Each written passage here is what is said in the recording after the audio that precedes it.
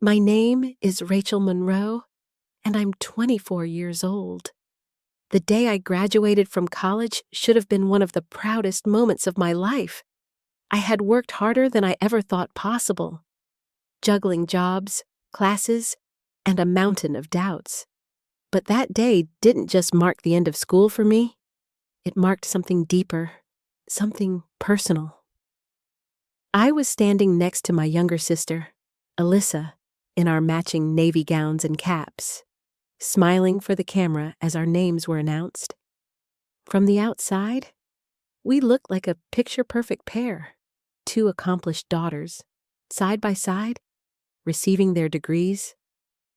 But inside me, there was a storm I had been holding back for years, because as proud as I wanted to be, I couldn't shake the words that had haunted me since the night we both got into college. She deserved it. You didn't. That came from my father. He didn't even flinch when he said it. No hesitation. No awareness of what it would do to me. That night, he made it very clear. To him, only one daughter was worth investing in. And it wasn't me. Looking back now, I should have seen it coming. The signs weren't subtle. I grew up in a neatly trimmed house on Cedar Lane in suburban Ohio. My parents, Mark and Linda Monroe, were what you might call moderately successful. Dad was a numbers guy, an accountant with a quiet voice and sharp expectations. Mom taught English at the local high school, known for her strict red pen and never quite satisfied sighs. They had everything planned out, and by everything, I mean Alyssa's life. She was 2 years younger than me, but skipped a grade early on. Gifted, they called her. Blonde curls, charming smile, straight A's without even trying. She was the child every parent brags about in Christmas letters. Meanwhile, I was there.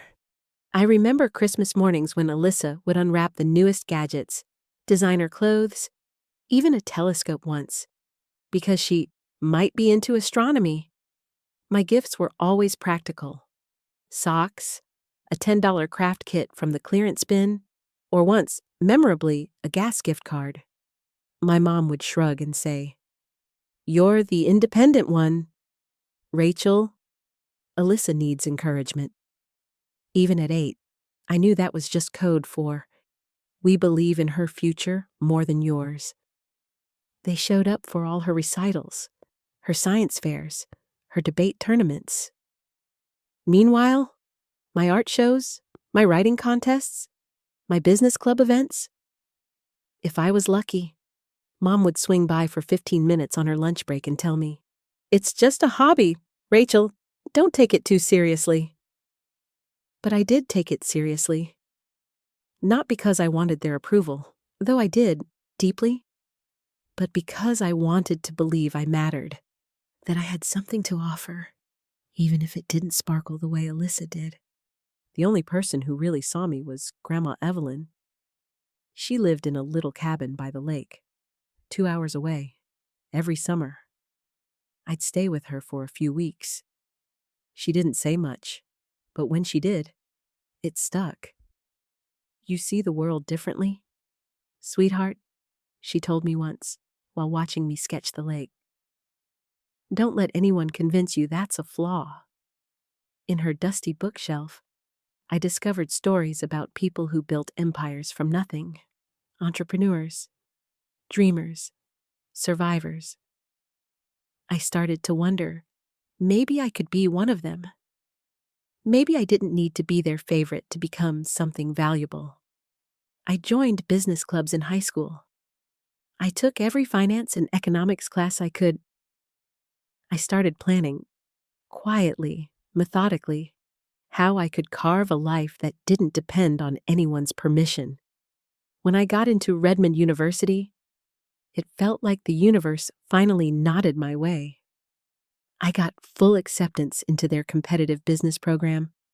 I remember the letter trembling in my hands, my heart thudding in my chest. I ran into the kitchen, the words tumbling out before I could think. I got in! My dad barely looked up from his phone. That's nice. Rachel, he said, monotone. He didn't even ask which program. 10 minutes later. Alyssa walked through the door, waving her own acceptance letter. Same university, political science program. The entire room exploded with celebration, champagne, cider, a last-minute dinner reservation. We always knew you'd make it, Mom gushed, wrapping her in a hug. I just stood there, invisible, watching the way joy only seemed to exist when Alyssa succeeded. 2 weeks later came the conversation that would break whatever fragile hope I had left. It was a Friday dinner. I still remember the way the lasagna smelled, how the table felt just a little too quiet. Dad cleared his throat. We've been saving for college, he said, eyes focused solely on Alyssa. We've got enough set aside to cover your tuition at Redmond, so you can focus fully on your studies. My fork froze midair. And me? I asked. The silence felt like an earthquake. Mom glanced at Dad, who sighed. Rachel, we only had enough for one.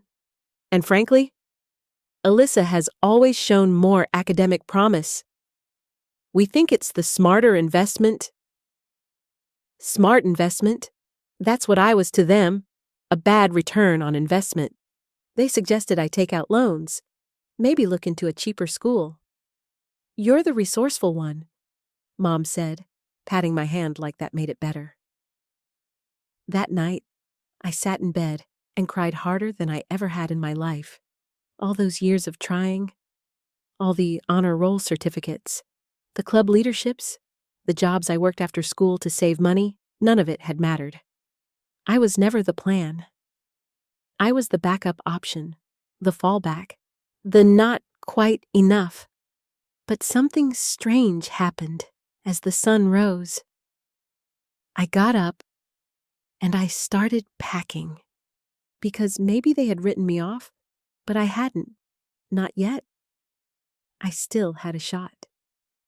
I still had Redmond, and if they wouldn't support me, I'd support myself. That's where the real story begins. I didn't come from a broken home. That's the part that always trips people up. We had a 2-story house with green shutters, a well-kept lawn, and one of those decorative mailboxes shaped like a birdhouse.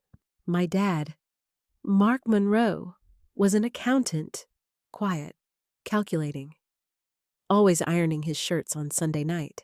My mom, Linda, taught high school English and liked quoting Shakespeare when she was annoyed. From the outside, we were the textbook definition of normal. Maybe even a little too perfect. The kind of family you see in insurance commercials. Safe, smiling, stable. But what people didn't see was the way love was measured in that house.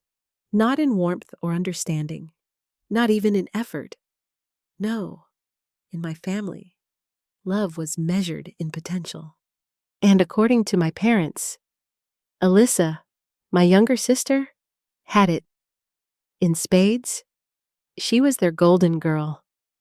Born with this effortless glow, as if someone had edited her before she even entered the world. Bright blonde curls, soft blue eyes, and a kind of natural grace that made people lean in when she talked. Alyssa didn't just walk into a room, she floated. And from the moment she learned how to spell her name, my parents were certain she was destined for greatness. I was older by 2 years, but I always felt like I was playing catch-up in a race no one told me we were running. It started small. On Christmas morning, Alyssa's gifts were wrapped in glittery gold paper. There was a year she got a violin, a telescope, and a tablet, all in one morning. Me? I got a journal from the dollar store and a pack of socks. I remember holding up a plain gray pair and blinking, waiting for someone to laugh and say, "Just kidding. Here's the real gift." No one did. I asked my mom once, Why does Alyssa always get the expensive stuff? She didn't even look up from the pie she was baking. She needs encouragement. You're the practical one. The practical one. Even now, the words taste like dry toast in my mouth. Not smart, not brilliant, just practical. That same year, I entered a short story contest at school and won first place. It was a big deal, judged by local authors, featured in the city paper. I brought home my certificate, beaming. Mom glanced at it, nodded, and said, "That's nice. Rachel, don't forget to take out the recycling tonight." Alyssa brought home a participation ribbon from her science fair the same month. They framed it and hung it in the hallway. Do you know what it feels like to be invisible in your own home? By the time I hit middle school, I had stopped telling them about my achievements. What was the point? My art shows, debate wins, even a local entrepreneurship event I placed second in, all brushed aside. Meanwhile, Alyssa's every minor success was celebrated like she'd cured cancer. Parent-teacher night? They were there for Alyssa's every performance, her choir solos, her mathlete meets. For my presentations, I usually walked into the room alone. Once, my mom showed up 15 minutes before my gallery exhibit ended and said, "Sorry, we had to stop at Target. We needed new sheets for Alyssa's dorm." Alyssa was 14. When I got into the school's art and business club, I was so excited. I finally felt like I belonged somewhere. My advisor pulled me aside and told me I had a real eye for visual strategy. "You think in brand?" she said. "That's rare at your age." I told my parents over dinner. Dad took a sip of his coffee and said, "Just make sure it doesn't distract from your real studies. Art is a nice hobby, but it won't get you anywhere." That line stuck with me for years. A nice hobby. I started working part-time in 9th grade. Not because I had to, but because I knew, deep down, I'd probably need to pay for my own future. I didn't tell my parents. They never asked where I was after school anyway. The only person who ever truly saw me was Grandma Evelyn. Every summer, I'd spend a few weeks at her lake house. It was small, dusty, filled with mismatched furniture and hummingbird feeders in every window. I loved it there. We'd sit on the porch swing in the evenings, her knitting something loose and colorful, while I sketched the trees or read old business magazines.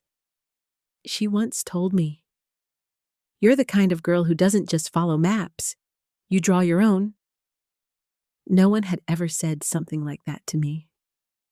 She had a quiet way of reminding me I wasn't crazy for wanting more, for wanting to build something on my own. "You don't need to shine like Alyssa," she told me once, watching the sunset flicker on the lake. "You've got a fire of your own. It's just slower to rise, but when it does, it'll burn longer." She was right. I just didn't know it yet. Back at home, that fire was constantly being smothered.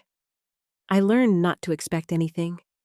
Not praise, not fairness, not even equal attention. It was always Alyssa first. If she had a test, we all had to tiptoe around the house. If I had a paper due, no one noticed. If she got a cold, there'd be soup and warm blankets and Vicks rubbed on her chest. I once had strep for 3 days before anyone realized I wasn't faking it. There's a kind of quiet trauma in being the forgotten child, not abused, not neglected in any obvious way, but erased, passed over, constantly compared to someone who, through no fault of her own, had been cast as the family's rising star. I don't blame Alyssa, not then, not now. She was just playing her part. But I do blame the system, the way our parents made her light shine brighter by dimming mine. It wasn't until years later that I realized what they had done wasn't just favoritism. It was conditioning. They had trained me to expect less, to ask for less, to be grateful for scraps and silence. So, I became independent. Not because I was naturally that way, but because I had no other choice. You see, people love to celebrate strong women, but they rarely ask what made them that way. Sometimes, strength is forged not from pride or ambition, but from being consistently overlooked, from having to clap for others while your own victories are met with indifference, from learning how to validate yourself because no one else will. That's the kind of strength I carried with me as I stepped into the next chapter of my life. And it's the reason why. Even when they told me I wasn't worth the tuition money, I didn't give up. I think every child, whether they say it out loud or not, longs for just one person who looks at them like they matter. Not for their grades. Not for how charming they are at dinner parties. Just for being who they are. For me, that person was Grandma Evelyn. Every summer, starting from when I was 8, I spent 2 weeks at her old lake house in northern Michigan. It was a quiet place, tucked into the pines, where time moved slower and the loud opinions of my parents couldn't reach me. The house itself wasn't much. Faded paint, a screen door that always squeaked, and mismatched furniture that looked like it had lived 3 lives. But it had something no other place ever did. Peace, no judgment, no comparison. Just her, me, and the sound of the water lapping against the shore. Grandma Evelyn didn't ask about my GPA. She didn't compare me to Alyssa. In fact, she rarely brought up my sister at all. What she did do was sit beside me on the back porch in her sun hat, knitting something with no real pattern, while I sketched the trees, the dock, the sky. "You've got an eye," she told me once. "You don't just see what's in front of you, you see what it means." At the time, I didn't fully understand what she meant, but I remember how it made me feel, like I had something unique, something valuable. It's funny how words like that can settle into your bones and stay there, especially when you've grown up in a house where no one ever says them. I remember one particular afternoon, the summer before high school. We'd just come back from the town library, our little tradition. I checked out a stack of books about business, branding, even psychology. I was fascinated by how people built things from scratch, how they saw opportunity where no one else did. As I flipped through one of the books on the porch swing, Grandma leaned over, brushing a wisp of hair from my forehead. "You know," she said softly, "not everyone is meant to follow the paved road. Some girls are meant to build their own." She said it like it was the most obvious thing in the world. In that moment, I started to believe maybe I could. Maybe I didn't need to chase Alyssa's path or fight for a seat at my parents' table. Maybe I could build a whole new table somewhere else. Grandma Evelyn didn't have much money. She lived on a modest retirement check and kept an envelope of emergency cash in a teapot above the fridge. But she gave me something more powerful than anything financial: belief. A quiet, unwavering kind of belief that never felt performative. When I told her I wanted to start my own business someday, she didn't blink. She didn't ask me if it was risky or tell me to consider something more stable. Instead, she smiled and said, "Of course you will. You've got the fire. Just make sure you keep feeding it." That summer, we built a small vision board together using clippings from old magazines and scraps from her sewing kit. I cut out pictures of women giving speeches, stacks of books, a coffee shop, a laptop. She added lace and buttons. "For texture," she said. "Even dreams need a little style." I kept that board in my room for years. It was her who first taught me that success didn't have to come from applause, that just because people didn't notice you didn't mean you weren't growing. One night, during my last summer before college, I broke down. I'd just gotten back from a college planning dinner with my parents. Except it turned out the only plan they had was for Alyssa. Full tuition covered, new laptop, new dorm essentials, a whole checklist laminated and color-coded. For me, nothing. "We just assumed you'd figure something out," my dad had said. My mom added, "You're resourceful. You always have been." It was supposed to be a compliment, but it felt like an excuse. I sat at Grandma's kitchen table, tears falling onto a mug of chamomile tea she'd made the moment I walked in the door. "They don't believe in me," I said. "They never have." She didn't argue. She didn't try to tell me otherwise. She just reached across the table, placed her hand over mine, and said, "Well then, we'll believe in you enough for all of them." I wish I could explain what that did to me, how it wrapped around the bruised parts of my heart and stitched them together with something that felt like hope. She couldn't pay my tuition. Her own roof leaked every spring.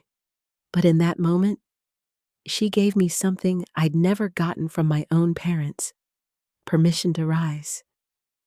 That night, we stayed up late. I showed her my college acceptance letter to Redmond's business school, and she pulled out a folder filled with old newspaper clippings of female CEOs and entrepreneurs. "You're going to be one of them," she said. "Just you wait." She didn't need me to prove anything to her.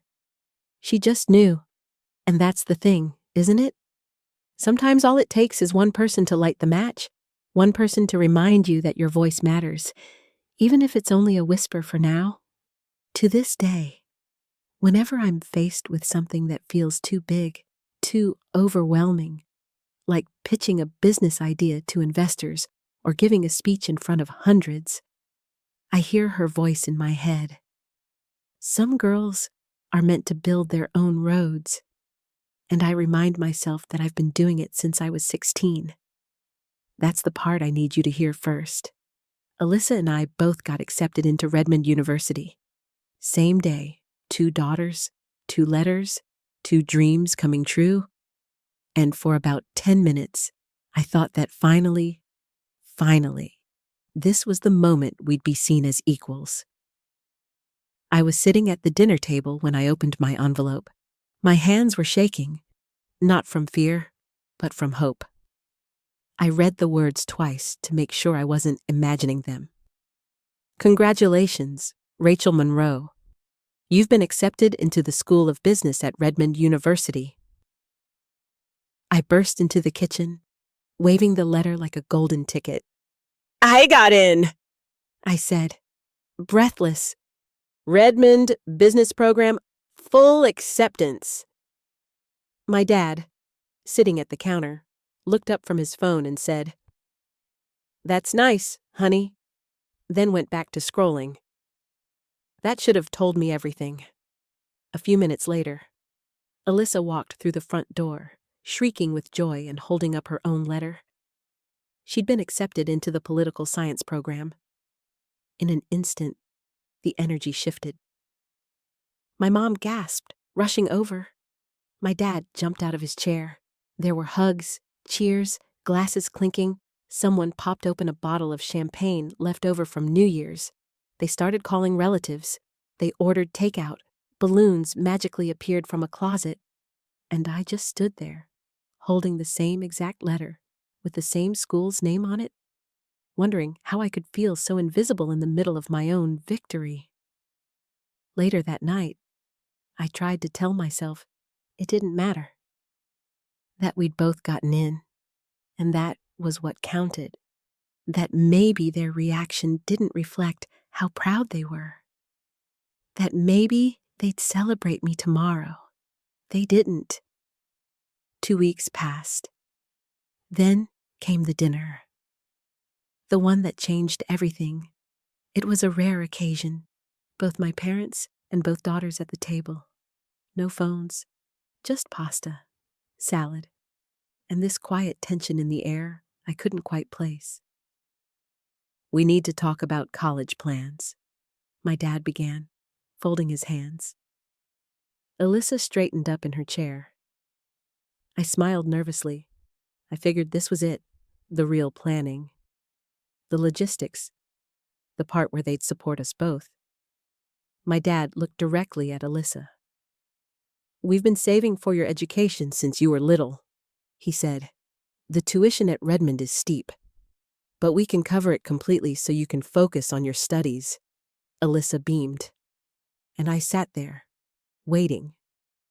Seconds passed, then minutes. No one said my name, so I asked, "What about me?"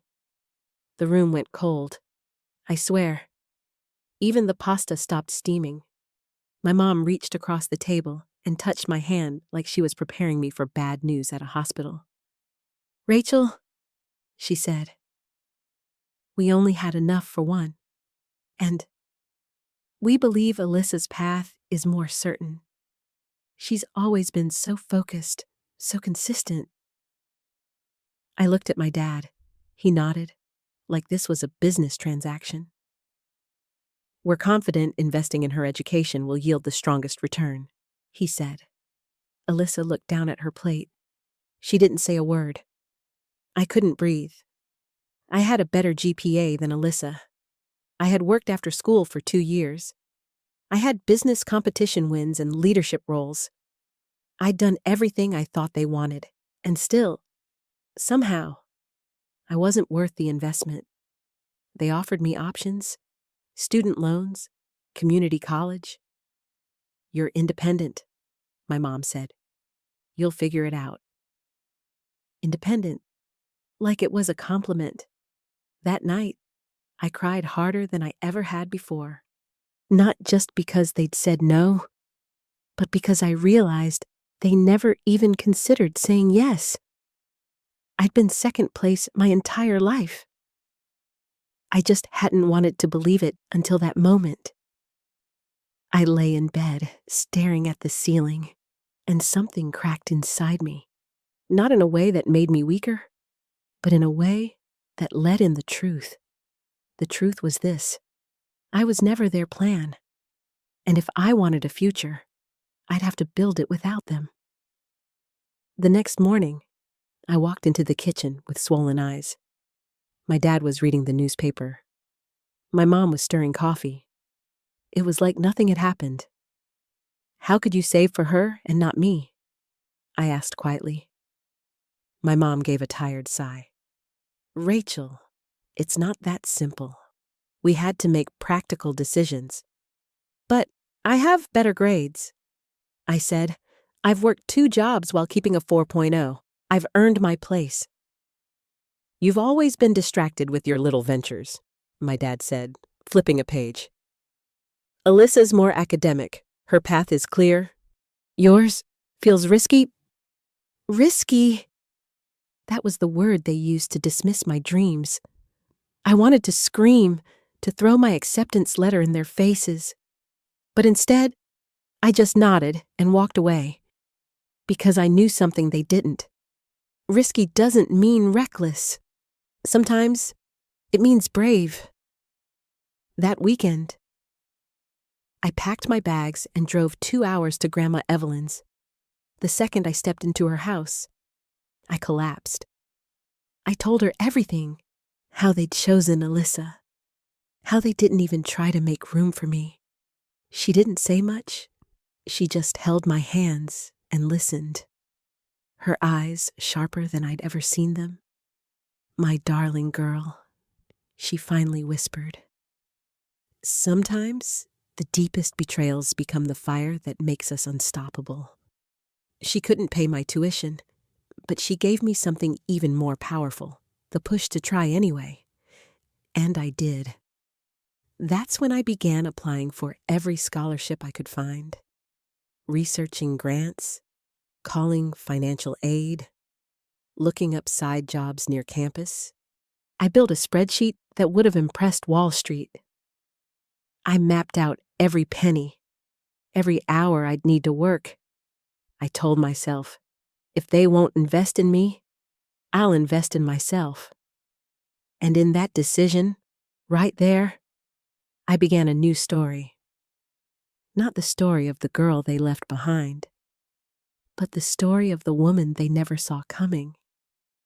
People talk about freshman year like it's supposed to be the most exciting time of your life. For me, it was survival. After that dinner, the one where my parents told me they were only funding Alyssa's college dreams, I had two options: give up or figure it out on my own. I chose the second, not because it was brave, not because I had a secret plan, but because deep down, I knew I couldn't keep living under their roof if I didn't start standing on my own. I spent that summer in full-blown hustle mode. I applied for every scholarship I could find, even the ones that required essays with ridiculous word counts. I begged my high school counselor, Mrs. Clayton, to help me understand FAFSA forms and grant applications. She even stayed late with me once a week in the library just to proofread my submissions. I got a few small scholarships, 1,000 here, 500 there. Nothing huge, but enough to make me feel like someone, somewhere, believed I belonged. Grandma Evelyn co-signed for a federal loan, even though she was living off Social Security and her savings were tucked in a cookie tin behind the cereal. "You need to go," she told me, "and I'll do whatever it takes to help you get there." She couldn't afford much, but she gave me something no one else did, her name on a line when I needed it most. That fall, Alyssa's college send-off looked like a Hallmark special. New bedding, a MacBook, professional movers, monogrammed everything. My mom threw a backyard goodbye party with string lights, catered sandwiches, and a cake that said "Future Politician" in gold icing. Me? I packed 2 second-hand suitcases and drove to Redmond in my rusting Honda Civic that overheated if I went uphill for too long. No one checked the oil before I left. No one offered to ride with me. I hugged Grandma in her driveway, then drove 2 hours to a future that terrified me. My apartment wasn't a dorm. Dorms were for kids whose parents wrote checks. I lived in a cramped off-campus unit with 3 roommates I found on a student housing board. The walls were yellowed from age. The fridge leaked. The bathroom sink made a gurgling noise every night like it was trying to speak in code. That first night, I unrolled the only set of sheets I had, ones my mom had handed me like an afterthought the day before. They were old, thin, and smelled faintly of dust and lemon cleaner. It wasn't glamorous, but it was mine. Classes started the following week, but work started before that. I landed 2 jobs, a morning shift at a coffee shop 3 blocks from campus, and an evening gig at a used bookstore that paid minimum wage but let me take home books with broken spines. Every weekday looked like this. Wake at 4:45 a.m. Open the cafe at 5:30. Nice clock out at 9 pies. Walk to class. Eat a granola bar for lunch. Study between lectures. Work at the bookstore from 5 to 10 p.m.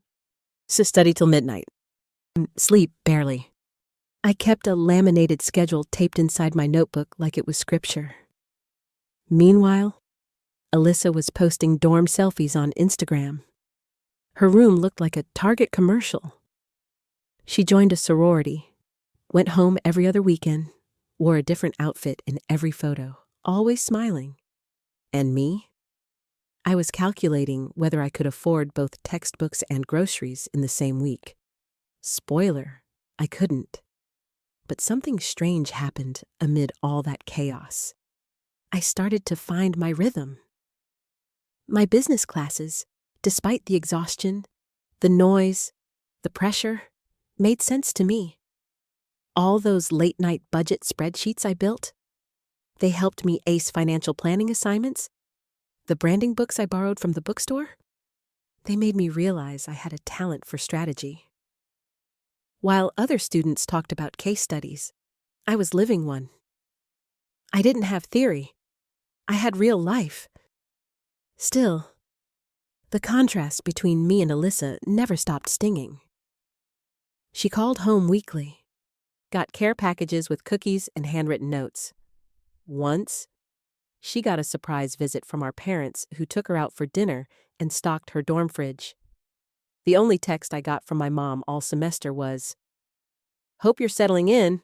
Don't forget to file taxes next spring." I didn't cry. Not because it didn't hurt, but because crying takes time, and I couldn't afford time. I told myself I wasn't doing this for them. I wasn't chasing their pride anymore. I was chasing mine. But let me be honest, it's hard not to crave recognition when you're breaking yourself just to keep going. That's why the moment came as a complete surprise. One night, after a brutal week of midterms and triple shifts, I came home and found a sticky note on the fridge. "Made pasta. Left some for you in the microwave. You look like you needed a win. Z." Zoe, one of my roommates. We hadn't talked much until then, but something about that note, short, simple, undid me. We sat at the table later that night, eating lukewarm pasta, and she asked me what my deal was. Why I was always running on empty. I told her the truth, all of it. She didn't respond with pity. She didn't offer hollow praise. Instead, she said something I'll never forget. "Sounds like your family lost their damn minds, but lucky for you, you've got a new one now." From that day on, Zoe became my person. She made flashcards for my econ quizzes. I edited her English papers. She started batch cooking dinners and always made extra for me. She said things like, "Sit your butt down, you're not doing dishes tonight." And, "You're not allowed to skip sleep because some professor wants a 15-page report." She reminded me that not all family is blood. Sometimes, family is the person who sees how hard you're trying and sits beside you anyway. And slowly, day by day, I started to believe it too. I wasn't just surviving anymore. I was building something. Not just a college degree, but a life no one could take credit for except me. There's a strange moment in every uphill journey where you stop climbing just long enough to look around and realize you're not at the bottom anymore. That moment came for me somewhere in the middle of sophomore year. I was still working 30 hours a week, still skipping meals, still calculating my budget down to the last quarter. But I wasn't drowning anymore. I had found my breath. I had found purpose. And believe it or not, it all started with a conversation after class. I was taking a business ethics course with Professor Diane Bennett, a woman with silver-streaked hair, sharp eyes, and the kind of presence that made you sit up straighter even when she wasn't talking. One afternoon, after a case study presentation, she stopped me at the door. "Ms. Monroe," she said, "your analysis on resource allocation and leadership priorities, was that drawn from your personal work experience?" I nodded, a little unsure if she was impressed or skeptical. She gave me a small smile. "It shows. You're not guessing, you're observing, and that's rare in the undergrads." That one sentence shifted something inside me. Up until then, I had viewed all the chaos of my life, late shifts, shared bathrooms, doing homework on the bus, as baggage. But suddenly, someone saw it as an advantage. She invited me to apply for a research assistant position on a study she was conducting about small business resilience during economic downturns. The timing couldn't have been better. My hours at the bookstore had just been cut, and I needed something more stable. Working with Professor Bennett was unlike anything I'd ever done. We conducted interviews with small business owners, analyzed their financial strategies, and looked at how they pivoted during crises. I started to notice patterns, needs, gaps. That's when the idea came to me. Virtual assistant services for small businesses, especially those without the resources to hire full-time support. I'd spent 2 years juggling schedules, managing time down to the minute, organizing multiple responsibilities. Why not turn that into a service? So, late at night, while my roommates were binging Netflix, I was on my second-hand laptop building a website, creating service packages, and researching how to file an LLC. I didn't have money for a logo, so I made one using a free Canva template. I didn't know how to price my time, so I guessed and then adjusted based on demand. My first client was a bakery owner from Wisconsin who found my site through a small business Facebook group. She needed help organizing her customer orders and writing her weekly newsletters. I charged her $12 an hour. By the end of that semester, I had 5 clients. By junior year, I stopped working at the cafe. I wasn't getting rich, but for the first time in my life, my income came from something I built, not tips, not someone else's payroll. Mine. Professor Bennett noticed the shift. "You're glowing," she said one morning. "Want to share what you've been building?" I showed her my site, my client list, my workflow spreadsheets. She sat in silence, then said, "This isn't a student project anymore. This is a business." That spring, she nominated me for a scholarship awarded to students showing entrepreneurial excellence under adversity. I thought I had no shot. Most of the applicants had investors and polished pitch decks. But I had something they didn't, proof that it worked in the real world. And that's exactly what won me the scholarship, a full ride for senior year.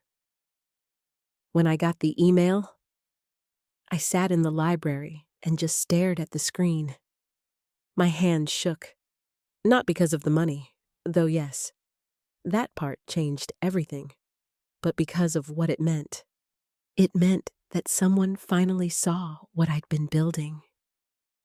It meant that I could finish college without suffocating under debt.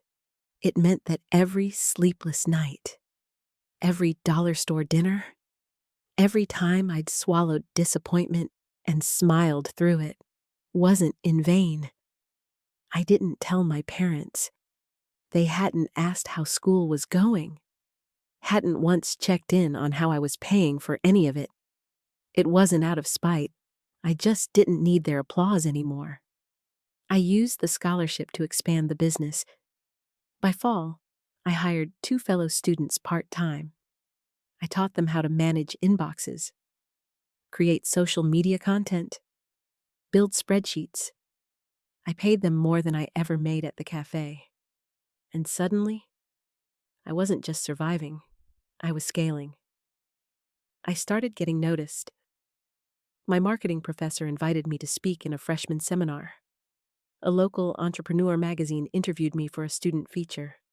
At networking events, people stopped asking, "What do you want to do?"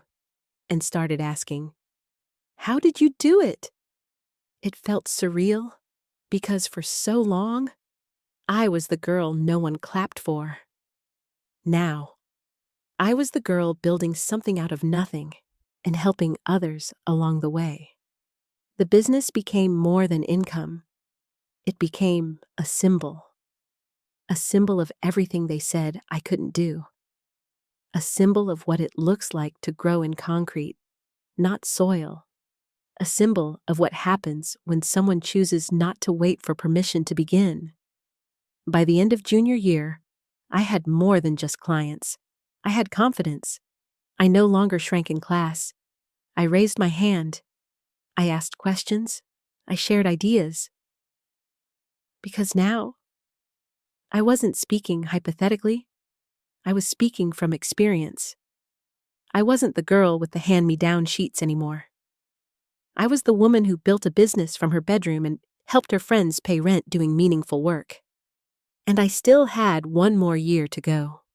If you had told me 3 years ago that Alyssa would one day knock on my door, desperate and defeated, I would have laughed, not out of cruelty, but because back then, the idea of her needing me for anything, let alone help, felt impossible. Alyssa was the one who had everything handed to her, the golden girl with the charmed life, the daughter they believed in, the one they made plans for. And me? I was just the one who learned to survive without any of it. It was mid-April, finals season, and my tiny apartment smelled like stale coffee and printer ink. I had just gotten back from campus when I heard the knock. I assumed it was Zoe, probably locked out again. But when I opened the door, it was her, Alyssa. Her hair was frizzy from the rain, and her eyes looked like she hadn't slept in days.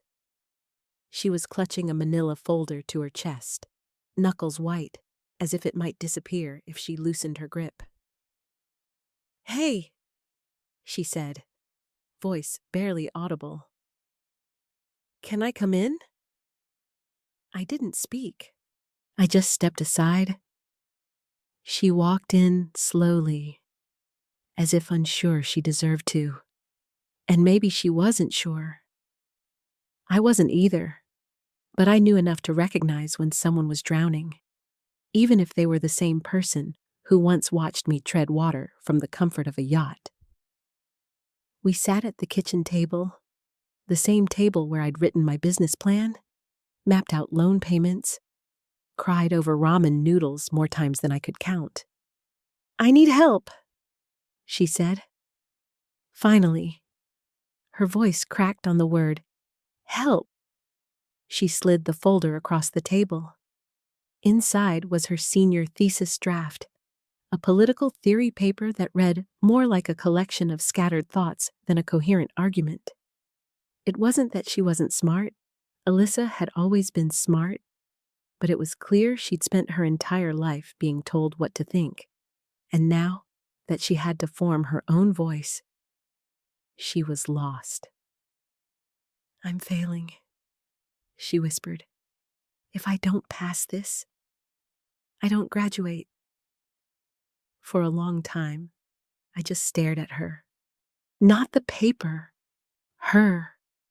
She looked so different from the girl in the Instagram photos, the one with the perfect lighting, the curated smile. This Alyssa was raw, real, afraid, and for the first time in years, I saw her not as the sister who got everything I didn't, but as someone who, in her own way, had been trapped too. I had every right to say no, to turn her away, to let her feel what it was like to be unsupported when everything was on the line. But I didn't, because despite all the years of being second best, I didn't want revenge. I wanted peace, and maybe even connection. "I'll help you," I said, "but we do this my way." Her eyes welled with tears. "Thank you," she said, voice shaking. The next few weeks were intense. We met every evening at my place. I made a strict schedule because that's how I survived. And Alyssa, surprisingly, followed it. She didn't complain. She didn't flake. She listened. We started with structure. I showed her how to form a thesis statement that actually made a point, how to argue, not just regurgitate, how to support an idea instead of hiding behind fancy vocabulary. And slowly, the paper started to take shape. But what surprised me wasn't how much better her writing got. It was how much more honest our conversations became. During breaks, we'd talk about childhood, about college, about everything we'd never said aloud. She admitted that she always felt like she had to perform, to be perfect. That being the favorite came with expectations so heavy they made her stomach hurt. That every time our parents praised her, a part of her wondered if it was real or just habit. "I envied you," she said once, over lukewarm coffee. "You knew who you were. You didn't need them to tell you." I laughed bitterly. "I didn't have a choice." "I know," she said, "and I'm sorry." It wasn't a magic fix. We didn't hug and instantly become best friends. But something cracked open between us, a window we'd kept shut for too long. Through it, for the first time, I think we both started to see each other clearly. One night, after we finished editing her second draft, she looked up at me and asked something I never expected. "Do you think they'll ever change?" I didn't know how to answer that. Part of me wanted to say yes, to offer hope. But another part, the part that had spent years patching up the holes their love left behind, knew better. "I don't know," I said honestly. "But you can." She nodded slowly. "I want to." Finals week came. Alyssa turned in her thesis. A week later, she passed, with praise from her advisor for how much her writing had grown. She called me the minute she found out, voice bursting through the phone like sunshine. "I did it," she shouted. "Rachel, I passed." For a moment, I let myself feel proud, not just of her, but of us. For building something new from the wreckage of what we were given. A few days later, we sat outside campus with iced coffees, watching students toss graduation caps in the air. Alyssa turned to me and said something I'll never forget. "You saved me." I shook my head. "You saved yourself. I just showed you how." She smiled. "Still, thank you for not giving up on me, even when I didn't deserve it." I looked at her then, not as the girl who got the better gifts, the louder praise, the first pick of everything, but as my sister, flawed, trying, finally growing into her own skin. And for the first time, I didn't feel resentment. I felt grace, because forgiveness isn't about forgetting. It's about choosing to see someone not just for who they were, but for who they're becoming.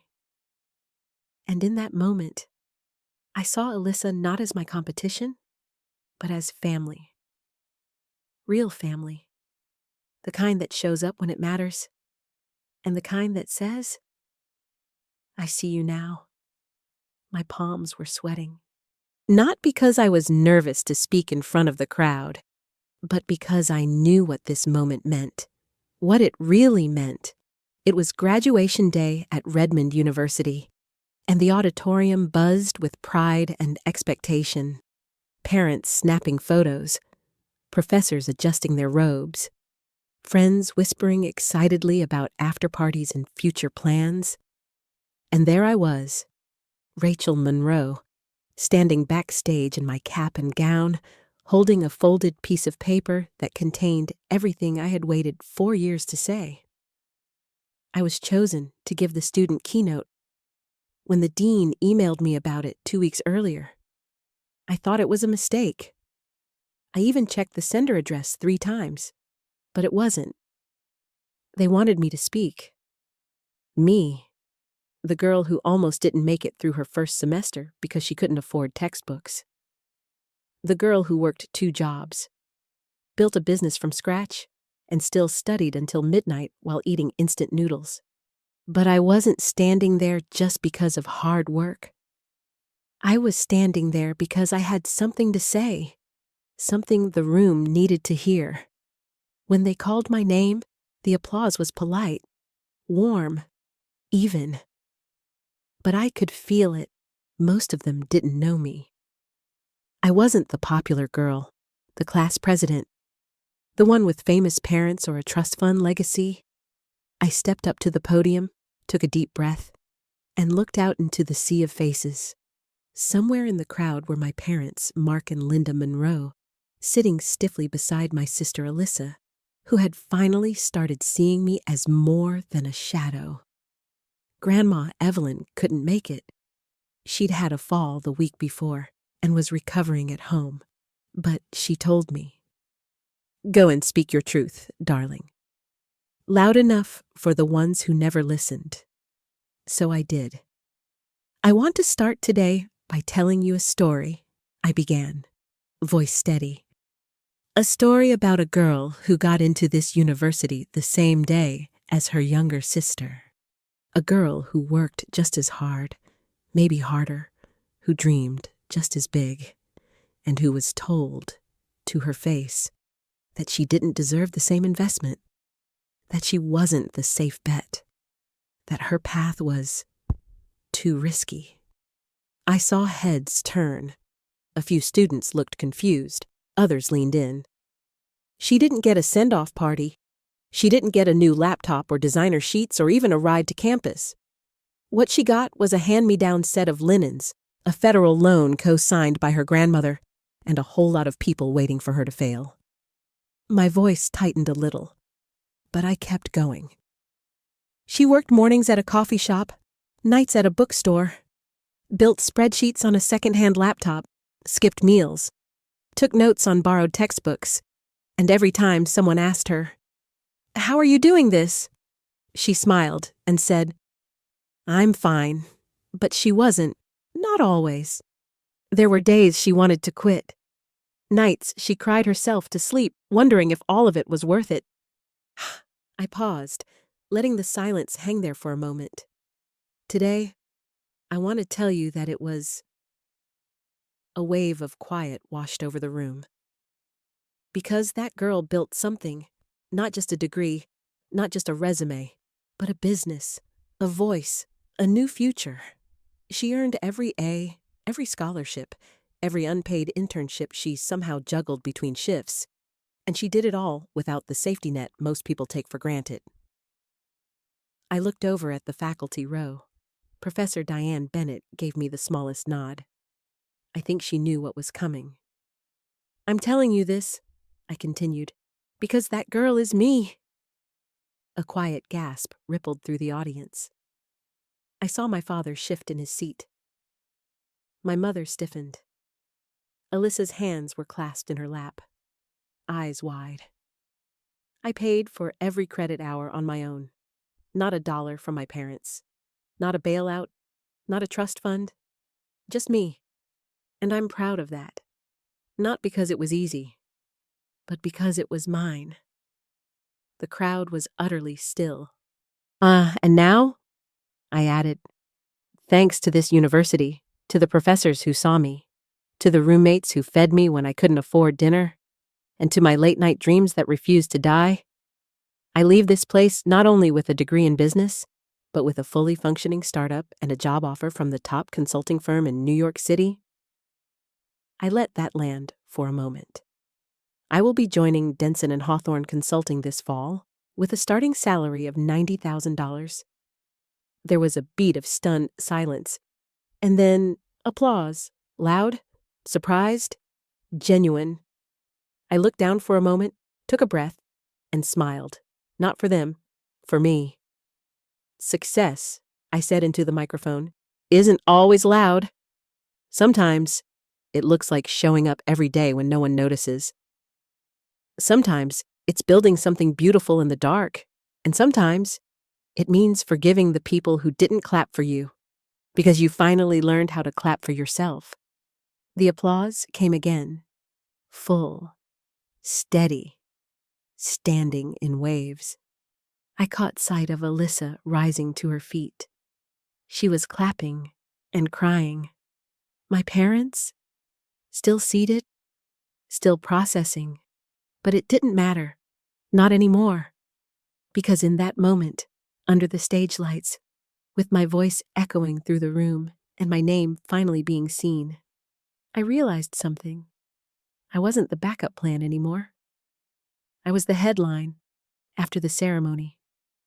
People came up to me, professors, strangers, students I'd never met. They shook my hand. Some hugged me, one girl whispered. Thank you for saying what no one else would. And then I felt a tap on my shoulder.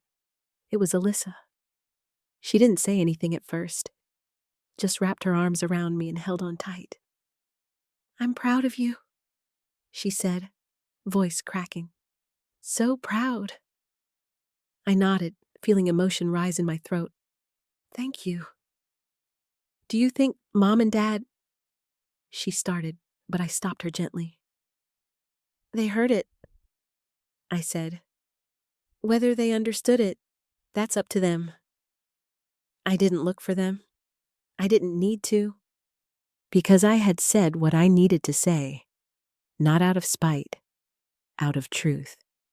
Later that night, I sat with Zoe, Professor Bennett, and a few close friends at a small after-party the business department hosted. They toasted to my speech, to my new job, to the future. But inside, I toasted to something else. To the girl who once cried herself to sleep, believing she wasn't enough.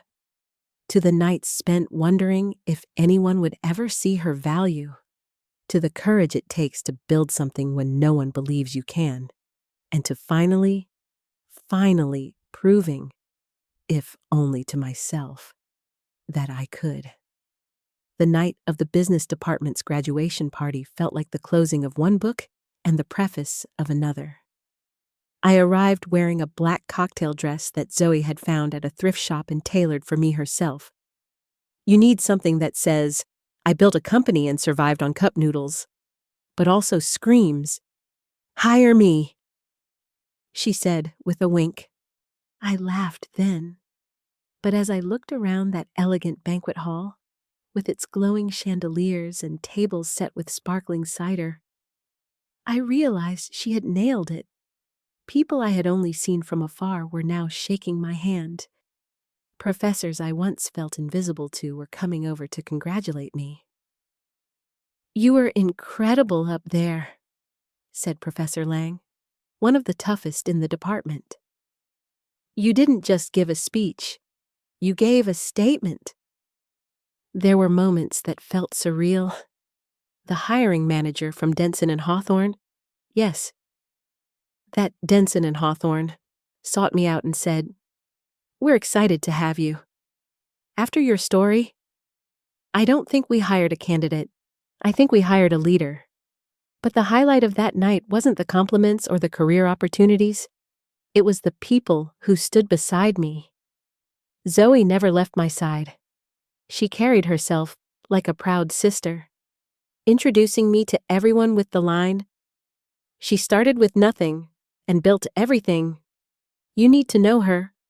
I'd roll my eyes, and she'd just smirk and say, Don't act like it's not true. Alyssa showed up too. She looked different than usual. No flashy makeup, no polished, rehearsed smile. Just her, in a simple dress, holding a small gift bag and 2 cups of sparkling juice. I brought Grandma's favorite cider, she said. She told me to make sure you had some tonight. We found a quiet spot and toasted together. To beginnings, I said. To finally seeing things clearly, she replied. It wasn't perfect between us, not yet, but it was real. And that, in itself, felt like a miracle. And then there was Grandma Evelyn. She couldn't attend in person, but she'd sent a letter, handwritten, tucked inside a card with a tiny hummingbird on the front. Inside, it said, My sweet Rachel, I watched you from a distance, and I've never been more proud. You've redefined everything they tried to limit. Remember? My darling, family isn't always about who shares your blood. It's about who shows up, who cheers, who believes. Love, always. Grandma E. I folded the card and kept it in my purse all night, because that was my real family now. Grandma Evelyn, Alyssa, who was learning, and Zoe, who never needed a title to stand firmly in my corner. They were the ones who showed up when it mattered, who stayed when things got messy, who reminded me I wasn't alone. And isn't that what family should be? Midway through the evening, I saw them, my parents, Mark and Linda Monroe, standing awkwardly near the doorway like people who had shown up at the wrong wedding. They hadn't RSVP'd. I wasn't surprised. They had a habit of arriving when they sensed a spotlight. They made their way through the crowd, stopping just short of where Zoe and I were standing. "Rachel," my mom said, her voice tight but polished. "You were wonderful. That speech, so powerful." My dad nodded. "We didn't realize how much you had accomplished. It's impressive." I didn't respond right away. Not because I didn't have anything to say, but because I had too much. They had never come to see me win before. And now, surrounded by applause and success I'd built with blistered hands, they wanted to cash in their tickets. "We've been talking," my mom continued. "We'd like to help, support you moving to New York. Maybe contribute toward rent, furniture, whatever you need." I blinked. The girl I used to be, high school Rachel? Freshman year Rachel might have clung to that offer like a lifeline. She might have seen it as an olive branch, a door swinging open, proof that maybe, just maybe, they had finally come around.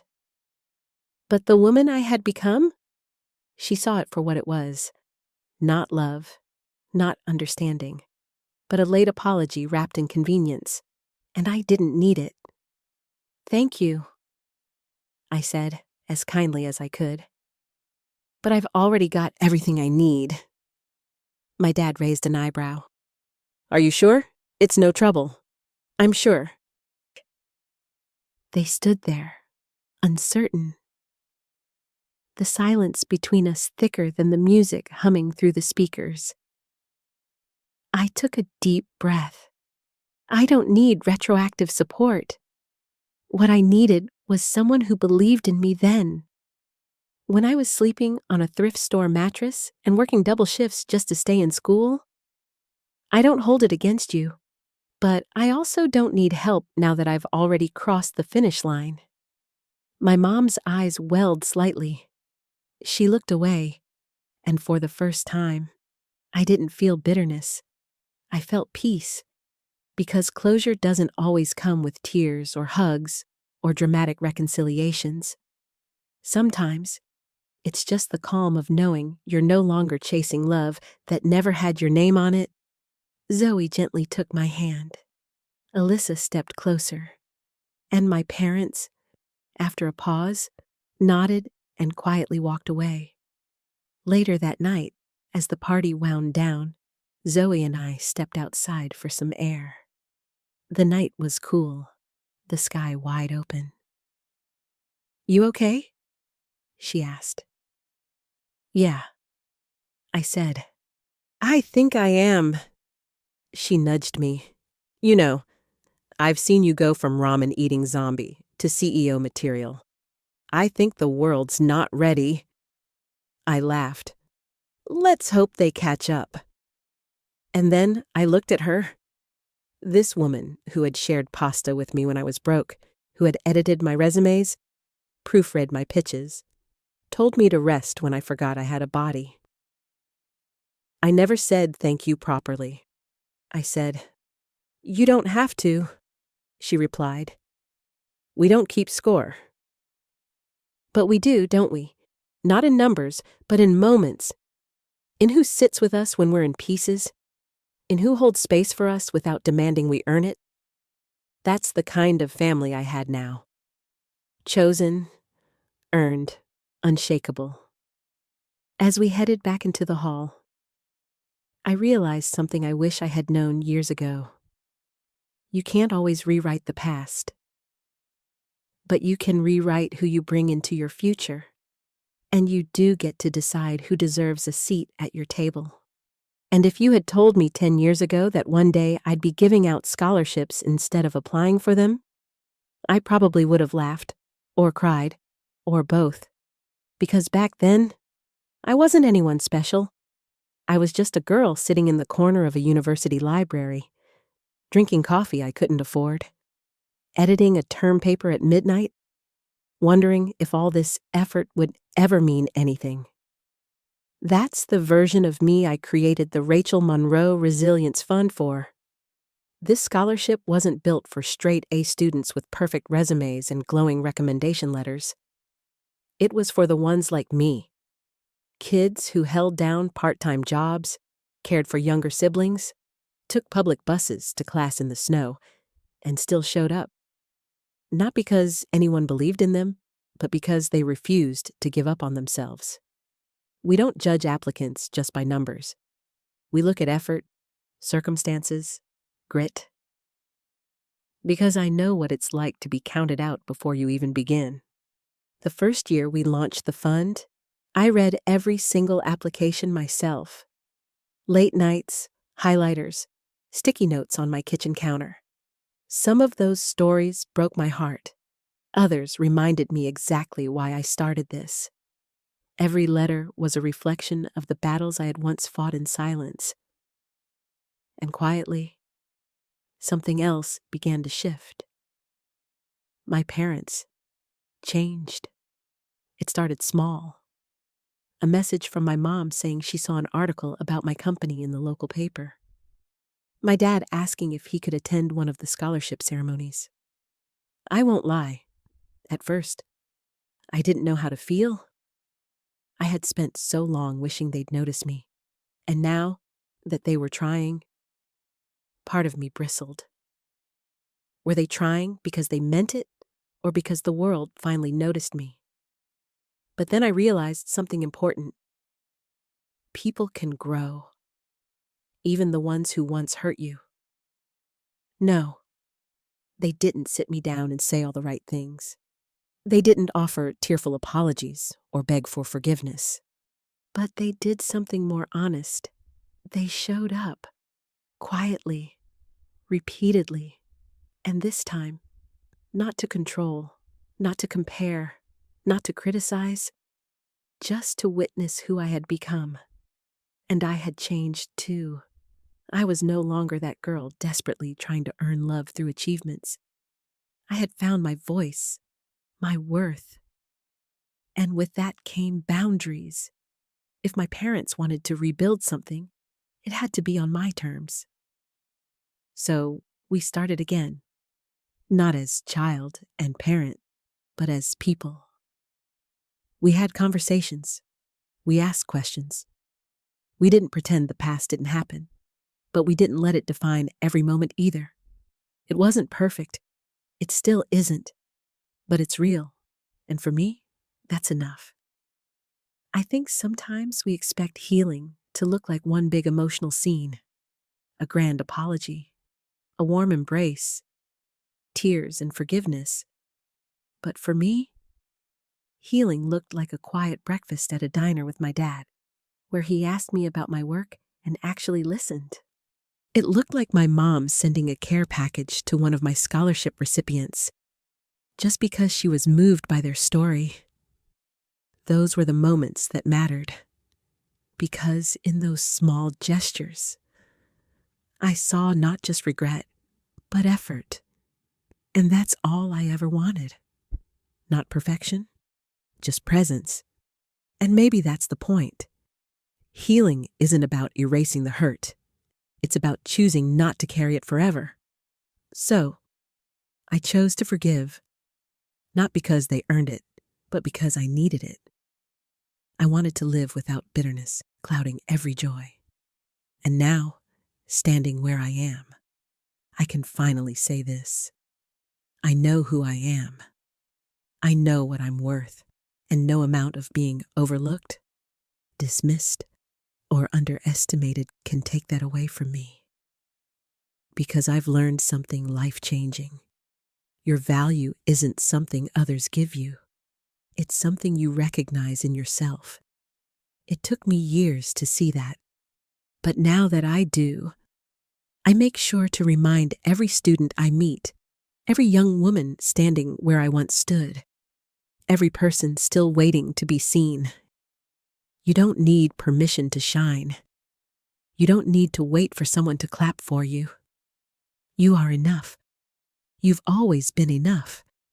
And sometimes, the people who didn't see your light, they were never meant to define your story anyway. You are, and that, right there, that's what real victory looks like. There's something no one tells you about forgiveness. They make it sound noble, almost poetic, like it's a choice you make once, and then the pain just floats away. But the truth is, forgiveness isn't some grand, beautiful moment. It's quiet. It's uncomfortable. And most of the time, it feels unfair. For the longest time, I thought if I forgave my parents, it would mean excusing everything. That the years of silence, the favoritism, the way they made me feel invisible, that it would all be swept under the rug like it never happened. But that's not what forgiveness is. Not to me. I didn't choose to forgive my parents because they earned it. I chose to forgive them because I was tired of carrying the weight of what they did. The bitterness, the hurt, the endless replays in my mind of Christmas mornings where I sat with socks while my sister unwrapped new gadgets. The nights I cried in my dorm room, wondering why I wasn't enough. I was tired of letting the past hold the pen to my present. I remember the exact moment I realized I needed to let go. It wasn't during a deep conversation or therapy session. It was a Saturday morning. I was cleaning out my email inbox, and I came across a message from my mother. It was short, just 2 lines.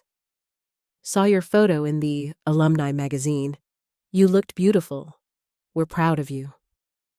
I stared at it for a long time. My first reaction wasn't warmth. It was anger. Where was this pride when I was 13 and crying after my first science fair? Where was this support when I begged them to help me pay for college? But then, I looked again. This wasn't an apology. It wasn't an attempt to rewrite the past. It was just a moment of honesty. Maybe awkward, maybe late, but it was real. And I felt something shift, not because her words made everything better, but because I finally realized I didn't need them to fix the past in order to move forward. I wasn't that girl anymore. I wasn't standing outside their approval, hoping to be invited in. I had built my own door, my own life, my own peace. And forgiveness? It wasn't about freeing them. It was about freeing me. You see, holding on to pain, especially pain tied to people we once loved, becomes a kind of identity. It becomes the lens you view the world through. I used to walk into rooms and assume I wasn't wanted. I expected to be the afterthought, the second choice, because that's what I had always been. But once I started letting go of the resentment, I started seeing the world differently. Not everyone was out to overlook me. Not every interaction was a reflection of my childhood. Some people were just people, kind, flawed, trying. And as I softened toward others, I noticed I was softening toward myself, too. I stopped overworking just to prove my worth. I stopped replaying every conversation, worrying whether I said too much or too little. I started believing that I could be loved simply for existing, not for achieving. It wasn't easy. There were setbacks. There were family dinners where old wounds reopened with a single sentence. There were moments when I saw Lily and my mother laughing together, and that old ache twisted in my chest. But those moments became fewer. and I learned to breathe through them. To remind myself, I'm no longer that little girl waiting for a seat at the table. I've built my own, and there's enough room for grace. Forgiveness doesn't mean forgetting. I remember everything. I remember the sting of being dismissed, the quiet envy I felt toward my sister, the emptiness of celebrations that never celebrated me. But I also remember how I fought for myself, how I stayed up nights finishing papers while working double shifts, how I launched a business from my tiny apartment, how I turned pain into purpose and created a scholarship that changes lives. I carry all of it, not as baggage, but as proof that I survived, that I grew, that I am more than what they saw. And that's why I forgave them, not to erase the story, but to reclaim it. Because the truth is, we don't get to rewrite the past, but we do get to write the ending. So here I am, pen in hand, telling you this. If you've been hurt by someone you trusted, someone who should have protected you but didn't, know that forgiveness isn't about them. It's about you, your peace, your future. You don't have to welcome them back into your life. You don't have to say it was okay. You just have to choose not to let that pain control you anymore. Let it go, not because they deserve it, but because you do. You deserve to wake up without that weight on your chest. You deserve to laugh without the echo of the past drowning it out. You deserve joy, freedom, lightness. And that's what forgiveness gave me. It gave me back me. If there's one lesson my journey has taught me, one I wish someone had whispered to that little girl sitting on the staircase, wondering why she wasn't enough, it's this. No one else gets to define your worth. Only you do. I spent so many years of my life waiting for someone to tell me I mattered, waiting for my parents to say, "We see you, Rachel," waiting for a gold star, a pat on the back, any sign that I wasn't invisible. And when it didn't come, I started to believe maybe they were right. Maybe I was less interesting, less talented, less lovable. But here's what I've come to understand. Sometimes, the people closest to us are the least qualified to see our light. Not because we don't shine, but because their own vision is clouded by bias, fear, or expectations we were never meant to meet. My parents saw Lily as the golden child, and maybe she fit their mold better, sweeter, quieter, more obedient. I was too curious, too outspoken, too me, and in their eyes, that made me difficult. But being difficult didn't make me worthless. It made me different, and different has value. For a long time, I tried to twist myself into what I thought they wanted. I dimmed my ideas, silenced my opinions, smiled when I wanted to scream. I thought if I could just become easier to love, maybe they would finally love me the way I needed. But contorting yourself to fit into someone else's box only leaves you broken and cramped. I didn't start to heal until I stepped out of that box completely. Until I stopped asking, "What do they see in me?" and started asking, "What do I see in me?" When I began to pursue goals that excited me, not ones that would impress them. When I chose friendships that made me feel empowered, not useful. When I spoke up, not to prove anything, but because my voice mattered to me. That shift didn't happen overnight. It was slow, messy, scary. There were nights I cried on my bathroom floor, terrified that maybe they were right all along. That maybe I was too much, too intense, too ambitious. But with every small win, every late-night study session, every client that trusted my marketing firm, every email from a scholarship recipient, I started to rebuild a new image of myself, one that wasn't fragile, one that wasn't dependent on someone else's praise. I became the woman I would look up to. And in that process, I realized something powerful. Being underestimated can be a gift. When people overlook you, they reveal more about themselves than about you. And in that empty space of low expectations, when no one's watching, when no one's betting on you, that's when you build your strongest muscles. Quietly, steadily, honestly. It's in those moments of being dismissed that I learned resilience. It's in being told, you can't, that I discovered I could. It's in their silence that I heard my own voice more clearly. I used to resent being underestimated.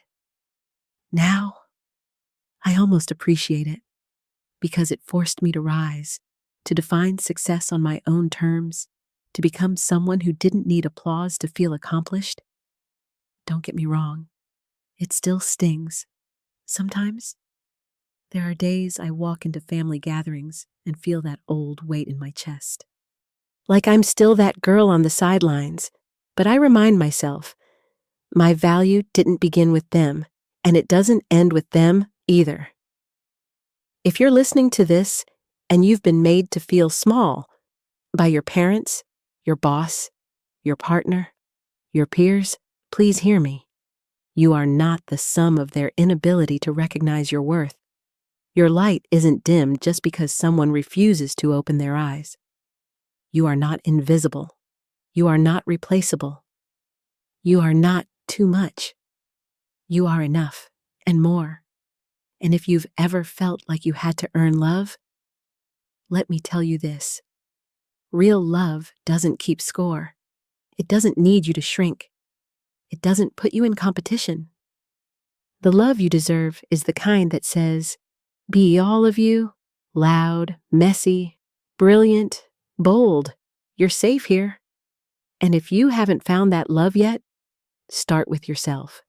Be the one who says, you're doing great. Oh, be the one who forgives your mistakes, who cheers for your tiny wins, who believes in your dreams, even when no one else does. You may not have grown up in a home that saw your full potential, but you can build a life that does. So as I stand here today, no longer a student, no longer seeking permission, I want to leave you with this. Being underestimated isn't a curse. It's an opportunity, an invitation to grow beyond their limits, to succeed in silence, to shine so bright they can't look away, even if they never say the words.